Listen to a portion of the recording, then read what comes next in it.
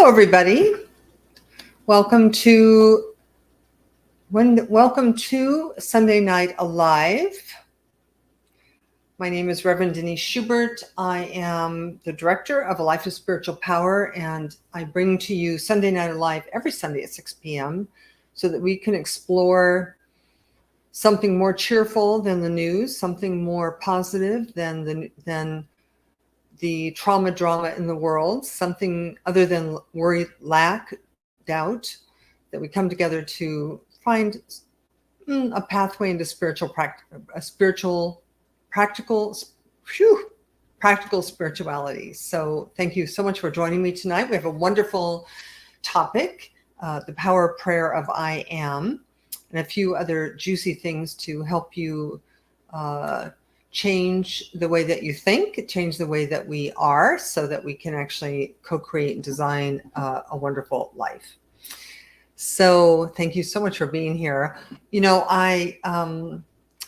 if you're here, say hello. You have a chat box there, a comments box. So say hello so I can see you. Facebook user, hello. Don't know who the Facebook user is, but whoever you are welcome. You know, it's so good to come together and to remind ourselves that the world itself is such a challenge, and to stay positive, to stay affirmative, to stay in alignment with universal harmony is very, very challenging. So I think this helps us just a little bit to do that. So I want to tell you a joke. You know, in my church years, I'm not churching right now, but in my church years, I always started with a joke, and this is truly one of my favorites, and it's called Church Squirrels. So there were, in a small town in the Midwest, there were 5 houses of worship in this small town. There was a Presbyterian church, a Baptist church, a Methodist church, a Catholic church, and a Jewish synagogue. Are you with me? So each one of these churches, and in fact the whole town, was inundated with pesky squirrels. They were everywhere. They were eating all the plants. They were just pesky. So one day, the Presbyterian church called a meeting to decide what to do about all the squirrels. And after much prayer and consideration, they determined that the squirrels were predestined to be there and they should not interfere with God's will. So they just let the squirrels alone. The Baptist church, the squirrels had taken up habitation in the baptistery. So after much prayer and consideration, they decided to put a cover over it and drown them. But the squirrels escaped somehow, and there were twice as many squirrels there the next week. The Methodist church got together and they decided that they were not able to harm any of God's creation. So they humanely trapped squirrels, took them out of town a few miles away, and 3 days later, all of them were back with all of their relatives. But the Catholic Church came up with the best and most effective solution. They baptized the squirrels and made them all members of the church. Now they only see them on Christmas, Ash Wednesday, Palm Sunday, and Easter. But not much was heard from the Jewish synagogue. They took one squirrel and they had a very short service with him, which they called the circumcision ceremony, and they have never seen a squirrel on the property since. Ta-da. Come on. Pretty cute, right? Yeah. So again, welcome. So let me speak a word of blessing upon us, and we'll kind of take a deep dive right into our topic for the day, which is the power of the prayer, the I am prayer. And if you don't know what that is, you will in a few minutes. So that's good. And so let's just take a moment in our day to connect with each other. So take a deep breath. Maybe the deepest breath you've taken all day. Turn within with me, which means simply an invitation to center down. You know, we are not praying for something to happen. We're actually simply aligning ourselves with the good of the universe, aligning ourselves with harmony, with peace, with joy, with prosperity. We're aligning ourselves. And so as we turn within to that space and place and dimension within us that is divine, you know, there is a power and a presence for good, and it is within you. It is within you. So we look out, we seek it out, we look for it. And I know that that place within you and the place within me is the same place. And so I bless our time together, knowing that if we're here, we came here by divine destiny, that we have an agreement to be here, and that we are open and receptive to whatever good is here for us. So I invite you to bring any problem you have in life, any worry, any doubt, any fear, any conflict, any diagnosis, anything you have, bring it to tonight and allow yourselves to be willing to have it resolved. And so for all the blessings we give and all the ones we get, I give thanks, we let it be, and so it is. Amen. So, our topic tonight is the power prayer of I am. And also I have a few things you should eliminate from your conversations and dialogue, what you say to yourself, what you say to other people. I am a Science of Mind minister, ordained minister. I did my training with religious science, Church of Religious Science, now called the Centers for Spiritual Living. And the creator of the Science of Mind was Dr. Ernest Holmes. And I love the Science of Mind, first of all, because it's practical. I mean, truly, it is practical. It is that which gave me the awareness that I was not dependent upon anything in the outer world to give me a good life, that I had within my own being everything I needed to be happy, everything I needed to be prosperous, everything I needed to be healthy, everything I needed to actually architect my life rather than depending on outer circumstances. So he gave us a comprehensive and comprehensible guidebook for living a life of spiritual power. And by the way, nobody taught us that. When we were born into our families, nobody ever gave us the rules of life. It's the same way that nobody gives parents the rule book. Here's how to be a really great parent. We just were never told. So we actually ended up growing up and entering into adulthood without any real tools for living. So I love Ernest Holmes. I love the Science of Mind because the teaching gives us tools. And I'll tell you exactly what they are in a moment. But in general, in life, there's only two ways of really living our lives. One is living a life that feels powerless to us, or where it might be said that we live at the effect of conditions and situations. I would call this victim consciousness or victimhood. And most people live there, and it's not, there's nothing to judge about that. It's not bad or good or indifferent even. It just is what it is. But there is a different way. There's a second choice, which is understand how life actually works. And to understand how life actually works is to understand the power of our minds and the presence and power within us. And if we can do that, then when we utilize these truths according to the directions on the box, it affords us the capacity and the skill to architect a life of our own design, an extraordinary life, actually, and one in which we experience ourselves as captains of our own ship. I am for that, because to live in the first realm, which is one of feeling at the effect of or powerless, leaves most of us angry, discontented, depressed, uninspired. And uninspired, depressed people who feel victimized are prone to violence and abuse of others. And we're wanting to shift this. I'm wanting to shift this. I'm wanting, it didn't start out that way for me, nor probably did it start out that way for you either. We don't change because we're interested in the world changing. We change because we're sick and tired of being sick and tired. We change because we don't like the quality of our own lives. So to live a life of spiritual power requires that we become aware of our own thinking. It requires we release assigning outside conditions as a source of our failures, unhappiness, or limitations. And according to the rule book presented by Ernest Holmes, according to that, we become aware of our own thinking. It requires we release assigning conditions. According to the rule book, some things are true, and once accepted by us as true, we can get it right on purpose rather than getting it wrong by accident, or even getting it right by accident for that matter.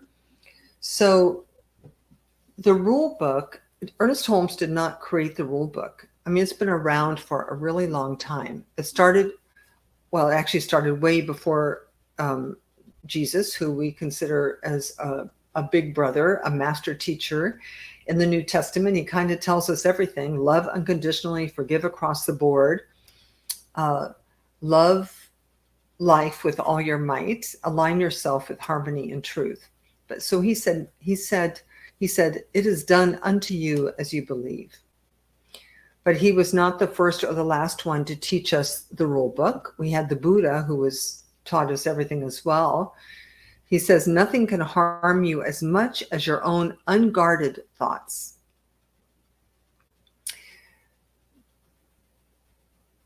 The Buddha also said, I don't have a quote up here, but he also said, the world arises as a function of our thinking. I love this one by Gandhi, who says, I will not let anyone walk through my mind with their dirty feet. So the point here being really is that in Science of Mind, in the New Testament, in the Buddha's teaching, in Socrates' teaching, in all of the ancient Greek teachings, there is this theme that says who we are creative. Roy Bennett says, stop giving other people the power to control your happiness, your mind, and your life. If you do not take control of yourself and your own life, someone else is going to try.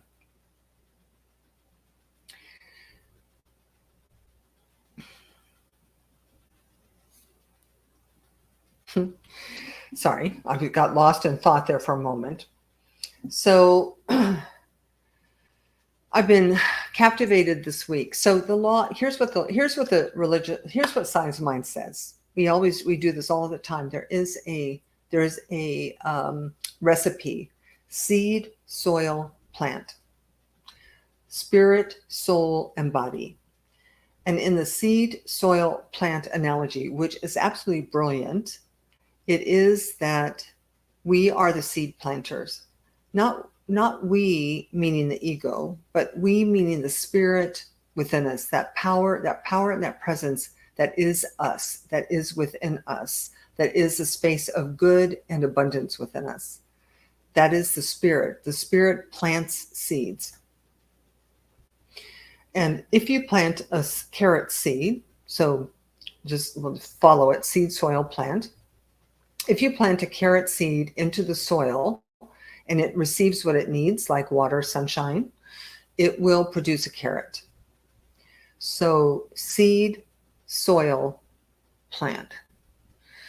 So I'm going to come back to this because the soil, the fertile soil of the universe, has all of the ingredients it needs to grow the carrot. So the seed planter, spirit, does not grow the carrot. The seed is planted, and then the intelligence of the universe, the synchronicity of the universe, Ernest Holmes called it the soul of the universe, knows how to take that thought called a carrot and organize all the ingredients necessary for a carrot to grow. And the soil does not decide to grow a tomato, or it does not say, no, I won't grow a carrot. It is a servant to the spirit. Now, I've been watching MasterChef, which is a cooking show with competitors, cooking with competitors. And I had this wonderful aha moment of another analogy. So these students go into this pantry that is stocked with everything. It has lettuce and carrots and onions and meat and eggs and flour. And it has every possible thing you can think of to make any possible culinary delight. But that pantry is useless without the chef dictating what is going to be made, right? So there is a plan, an intention, a commitment, a dedication, an idea, a seed thought, which actually puts into motion what ingredients will come together in order to create the final dish, whether that final dish is eggs Benedict or a cake. The law works exactly like that. Like there is anything is possible within this pantry, but somebody must guide the way that these ingredients are used. You and I are the conscious creators of our life by dictating to the pantry of life what it is we want to prepare. Are you with me? This is such a tangible example of how life works, of what this rule book of life is. Now, God, whatever God is, whatever we're calling God for you, created everything that we did not create. God created the earth, the stars, the sun, the moon, the planets, the galaxies, how the body works, how babies are born, photosynthesis. Everything that we didn't do, God did. We did not do that. Everything else we've created. So the buildings, the governments, borders, the law books, constitutions, everything else we've done. We haven't done so much. We haven't really done too much of a great job yet. But keep in mind that we're evolving. So we're doing the best we can do with the information that we have. But the information that I'm imparting to you, or that's been imparted to you before me, or someone else, Jesus imparted, Buddha imparted, is that your universe is created by your declaration. God said, let there be light, let there be elephants, let there be earth, let there be the moon, let there be the sun. That's what we do when we think or contemplate. So figuring it all out does not have to be too complicated. I actually think part of my love of the science mind also is that it's not complicated. It is based on thought. So Sonia said, the words you choose and their use establish the life you experience. So again, another teacher right back at you. Your circumstances are not based on luck or your family situation, your past. They're based on what you think, and how you utilize and how you use what you think. I love this by Anton St. Martin, who says, you are one thing only. You are a divine being, an all-powerful creator. You are a deity in blue jeans and a t-shirt. And within you dwells the infinite wisdom of the ages and the sacred creative force of all there is, will be, and ever was. So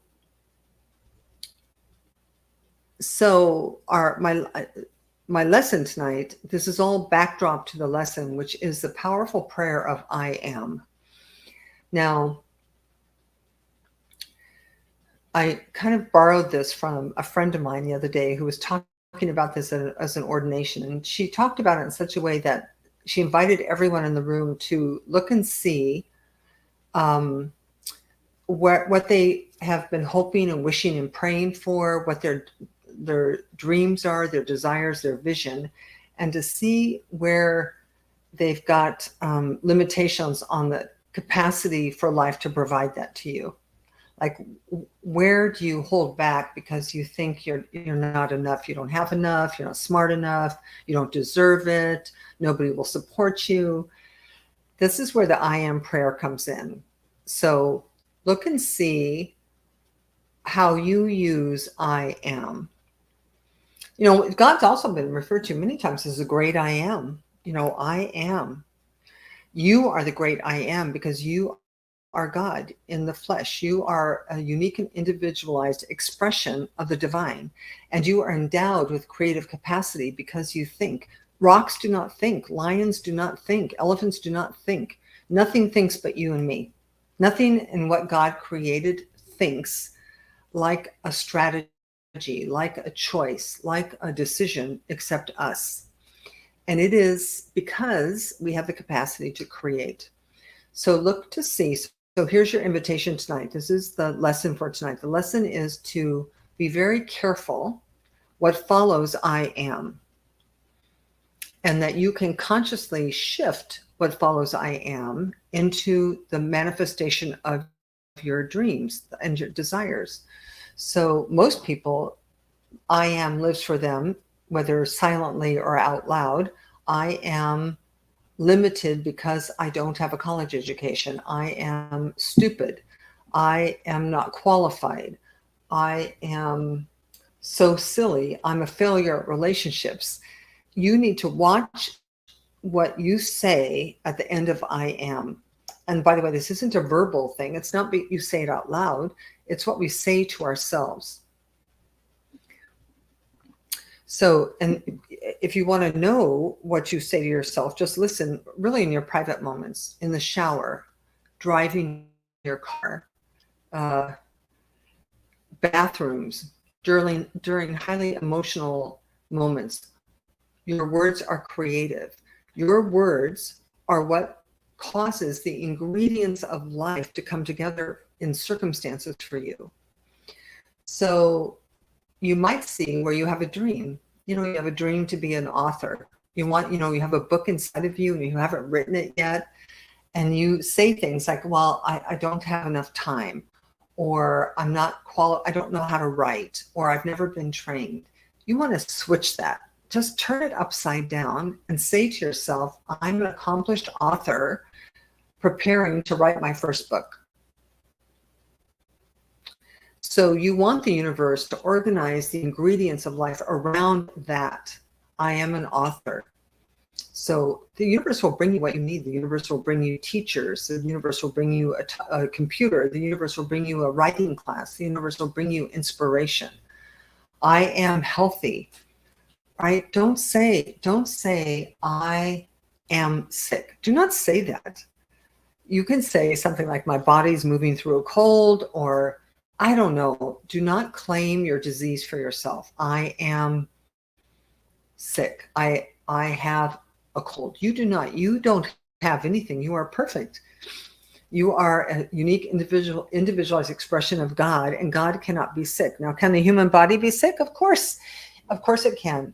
But you don't want to claim it. You want to claim your health. You want to claim your vitality. You want to claim your abundance. You want to claim your joy.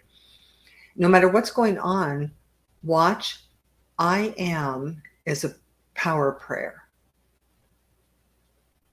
So it is a power prayer. So can you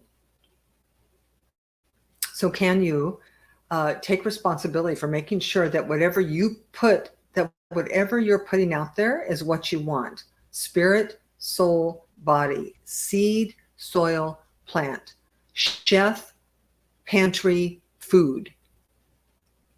And you are in charge. No one else is in charge.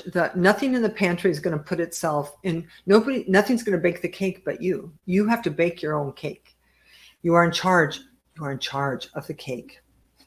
So also, your mind, your thoughts, and your beliefs.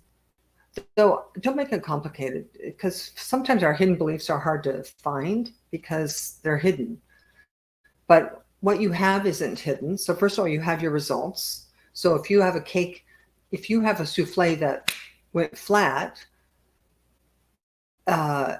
it's because you didn't bake the cake. You didn't use the right ingredients. You didn't cook it long enough.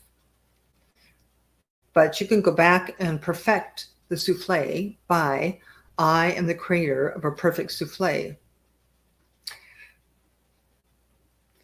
It's cool, right? It's cool. And it's very cool to really, really get, if maybe for the first time, I remember my first time was like, I am not a victim of my parents. Really? I'm not a victim of my first husband. It's like I'm not a victim of how the world feels about women or how the world feels about getting old. I'm not a victim of what most people think you should be like after this happens to you. No, you are in charge. You get to say how it's going to be for you. I am happy. I am successful. I am vital. I am already an author in the making. I am already a chef, whatever it is, I am. Make sure whatever follows I am is something you want cooked in your life. So I want to give you three other things you can do, which will be useful. Because remember, all words really are creative. They're they're not necessarily equally as creative, because for your words to be creative takes a lot of passion and feeling and energy. So these casual thoughts that go through, not necessarily, but the things that you say to yourself over and over again. Because remember, another talk we could do, which I'll do soon, just because I like to do it once a quarter or so, is the idea of creating a context out of which content flows. So the content of your life, your money, your relationships, your body are a function of what you've brought to the table till now. But you can change what's been brought to the table by changing what you say, and what you say over and over and over again to yourself.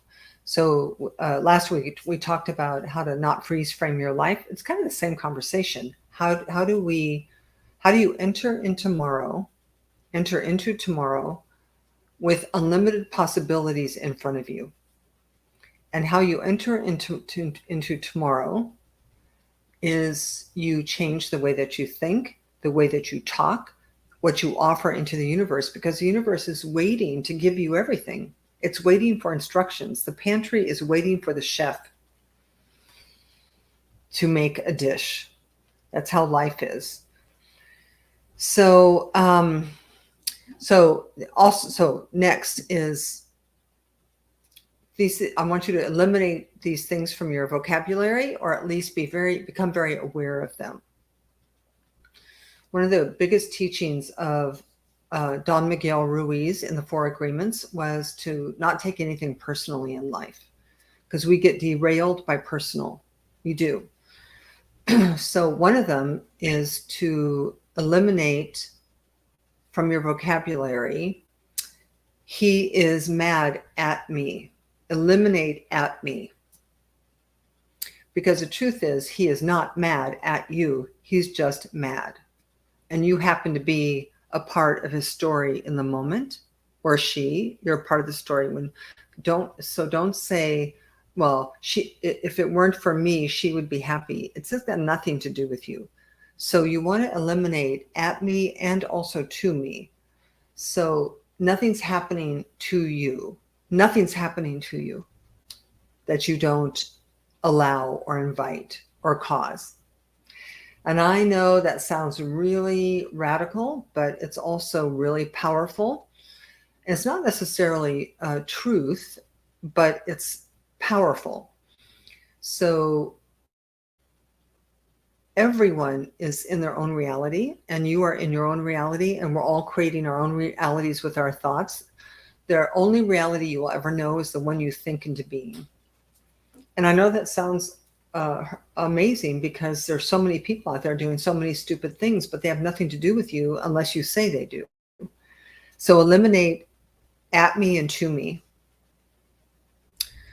So that will allow you to bring forth a more positive outcome for yourself and other people. And the third thing is to eliminate the word because. And actually, this one may be my favorite one. So you don't want to say, because remember, you're baking your own cake. So you don't want to say, I would be happy, but I can't be happy because, fill in the blank after because. I would quit my job and go back to college, which is really what I wanted to do, but I can't because, or I would be in a relationship, but I've had 2 divorces, so I can't really be in a relationship because I don't really know how to do them. So because is always a reason to explain why you don't have what you want. All of this is reasons to explain. Does that mean your life is not impacted by the actions and thoughts of others? There is some impact that can seep in, but remember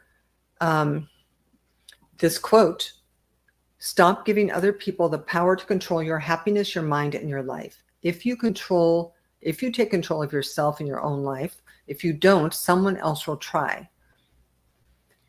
So you want to, in every moment, stand guard at the gate of your own consciousness. What are you letting in? What are you letting out? What are you saying to the universe? What are you telling? What are you, as a chef of your own life, telling the kitchen to prepare for you? So just become mindful. That's all. Just become mindful. Remember, you are a deity in blue jeans. And remember Gandhi's words of wisdom: I will not let anyone walk through my mind with their dirty feet. Stand guard. Listen, if you do this too, this isn't all about you. It's not about being selfish. It's not about not caring about people or being compassionate. Really. The healthier you are emotionally, spiritually, physically, mentally, the more you are available to give to life, the more you're available to reap the good of this universe, the more that you are able to be strong and your cup will overflow with good. So we do this for ourselves and we do it for others as well. There was a quote I remember somebody said to me in my 20s, and I took it very seriously. And they said, you either have results or you have all the reasons why you don't.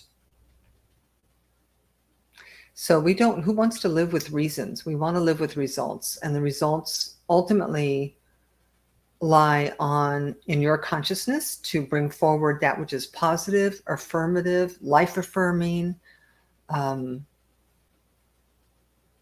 and then see what happens. Listen, experiment. You can just experiment with it. Anyway, so that is our lesson for tonight. So make sure you monitor what follows I am. And whenever you start assigning the cookies in your life to someone else, be mindful. Don't do that. Don't give your power away. Keep it for yourself. All right. So that ends our lesson for tonight here on Sunday Night Alive. If you have any questions or need any support, please let me know. You can reach me. You can reach me at revdschubert@gmail.com. If you have any questions, any comments, want a little spiritual coaching, I'm available to do that. You can also visit my website, deniseschubert.com. I actually haven't done a written blog for a little while, but I'm getting ready to do one. So if you want to receive my newsletter, you can sign up for it there. And also, if you are at all interested in a love offering or tithing to my ministry, you can do that through the website at /donations or at revdschubert.com using Zelle or PayPal. So that is it for tonight. I'm going to pray us out. So thank you for joining me. It's always a pleasure to be with you. Always a reminder to me as well. Though I am such a chef. I'm a kind of an amateur chef myself. So I just love the idea of this pantry of life, and that we are the chefs cooking whatever it is we wish to cook. So cook on. All right. So take a breath. Join with me as we turn within. I want you to see the divinity within you. I want you to feel the God within you. I want to feel your power. I want you to feel your beauty. I want you to feel your magnificence. I want you to feel the difference that you can make. That we are, whatever it is we took on from our childhoods. I am stupid. I am selfish. I am ugly. I'm clumsy. I am, whatever all those I am statements, I want you to throw them out tonight, that you are none of those things. They are a lie. You are whatever you say you are. If you give the universe good directions, the universe is going to give you a great souffle. So just take a breath into the truth of that, into the truth of your spiritual magnificence, into the truth of the power and the capacity you have to create a life that you love. Breathe into the truth of the difference that you can make once you get on the side of spirit rather than on the side of the ego. And I am just going to tonight just to give thanks for the ability to come together, to remember that we're more than our circumstances. Remember that we are more than our bodies. Remember that we are birthless, deathless, eternal, powerful, gorgeous beings who God created to create lives that we love and to create a planet that we are proud of. And so I just simply affirm for you that whatever you need in your life to catapult you into the next level of your own evolution is available to you. Listen carefully, do your meditation, hug some trees, turn off the news, whatever is necessary for you to remember that you are wonderful. And so until next time, I just release my word, accepting the fulfillment of it, knowing that the kitchen, the pantry of life, is going to go about the business of baking this cake in a perfect way. And so we leave here at peace, knowing that all is well with our souls. And so for this and so much more, I give thanks. We let this be together by saying, and so it is. And so we let it be. Amen. All right, beloveds, thank you so much. I adore you. And I look forward to seeing you sometime during the week, or I will see you next Sunday on Sunday Night Alive. Topic to be revealed sometime during the week. All right. Have a wonderful night. Peace and blessings.